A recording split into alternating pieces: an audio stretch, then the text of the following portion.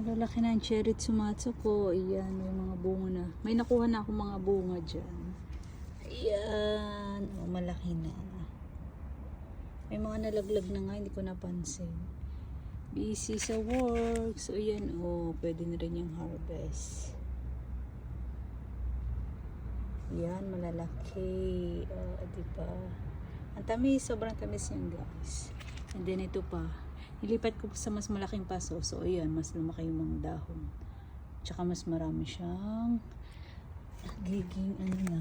Ayan, may bago na naman. Ayan, bunga. Ayan, yung flowers na yan, magiging bunga din yan. And then, mas gumanda yung mga dahon nila, guys. So, mas lumaki kasi nga, hindi na sila nagsisiksikan sa paso.